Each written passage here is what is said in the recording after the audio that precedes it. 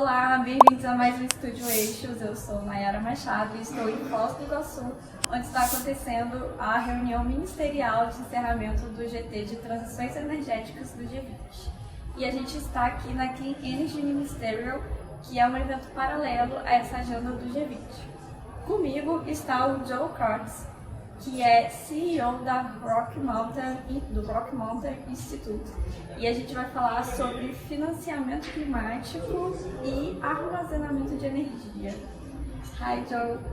Hi, Nayara. Thanks so much for having me today.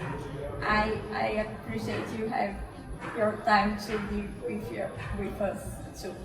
So your institute is working on climate finance. Can you tell me a little bit about that work? Yes, so Rocky Mountain Institute is an independent, nonprofit institution. We've been around about 45 years, working on innovating solutions to clean energy all that time. We focused on renewables and energy efficiency, and we work globally. We're about 725 people or so working in 60 countries around the world. Finance, of course, is absolutely critical to scaling clean energy.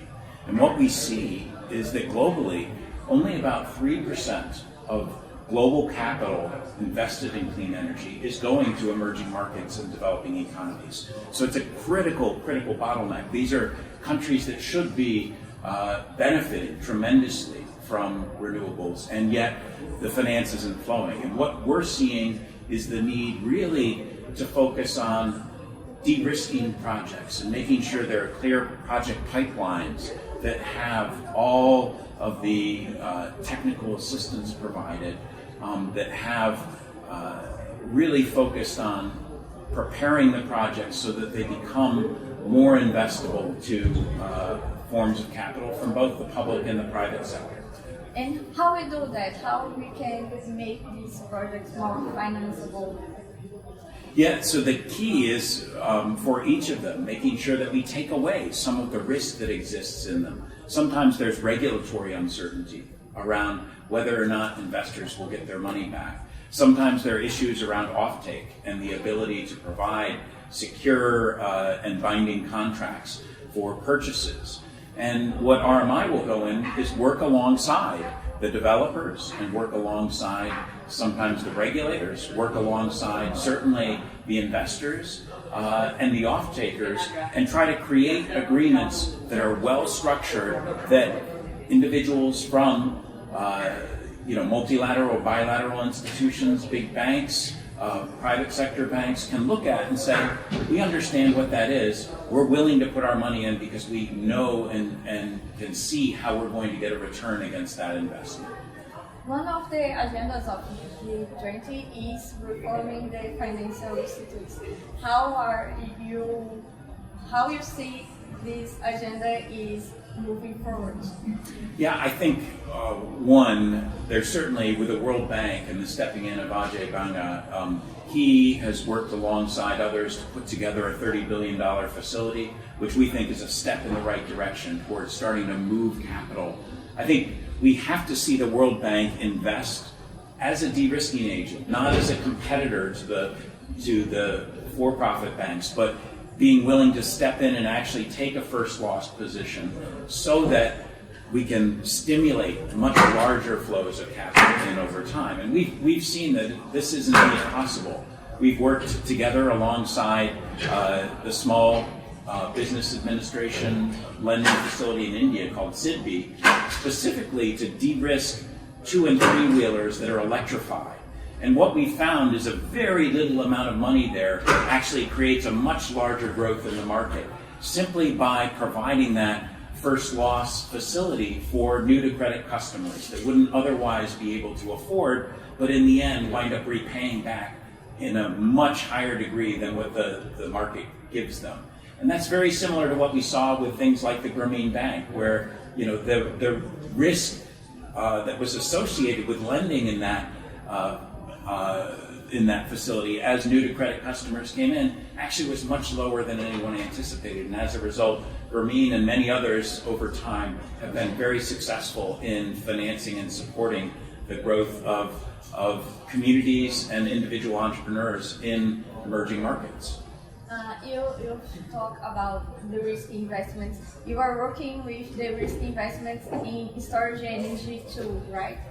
We are indeed. Storage is extremely important for us here going forward. And in fact, when grid operators look at and think about the first barrier to renewables, the thing that they always point to is intermittency and the challenge with the sun doesn't shine at night and the wind doesn't blow all the time. And so how do we manage this? And the first response there has to be battery energy storage. And what we're seeing now is that battery energy storage is coming down in cost so quickly. It's really, the scale of it's growing so fast and the costs are dropping so quickly that in places across the global south, we're seeing cost competitive bids for 24/7 renewable plus storage power actually beat out traditional fossil sources, which wouldn't have happened even 5 years ago, but it's cost competitive today. And the good news is that energy storage is actually going to continue dropping about somewhere between 20 and 40% a year here for the next several years. So we see, the tremendous opportunity for battery energy storage to be integrated in, and financing that storage is one of the areas that we've been looking at and helping to pilot individual projects in places like India and Vietnam, in Belize, and other places in the world. And Brazil? And Brazil, we've been involved and engaged here more at the industrial level. Brazil is blessed with a tremendous amount of hydro, and so your grid always operates a little bit differently. But we expect batteries to be cost effective here in Brazil, especially in distributed forms around the country in places where the grid isn't fully built out, or where there are opportunities for increased load or increased manufacturing in more remote regions. So we'll see more and more batteries come on, and Brazil has already taken a very large leadership position in electric vehicles, which are now being manufactured in Brazil, and we see the growth in that is also operating another or providing another service to the grid to balance and manage as Brazil leads on becoming even more renewable in its overall grid operations. Sure. And are you already working with any Brazilian company or not yet? No, we work alongside, in particular in heavy industries, in the hard-to-abate industries. We've been working on how do you build green ports and green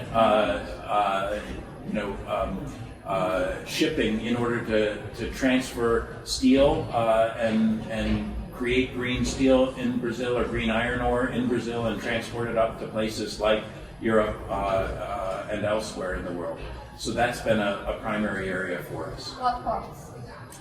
Specifically, we've been looking at the Rotterdam port down to Brazil here as a first green corridor. And when you do something like shipping, you have to have green fuels at both ends in order to make it work. And so when we think about how to fuel the energy transition here, it's going to very much be about how do we create kind of point-to-point connections that then stimulate and grow a global transition to clean. Okay, so we are finished our interview. What would you say it was the main message here this year in G20? The main message for G20, I think the most important message is that the energy transition is happening faster than most people realize.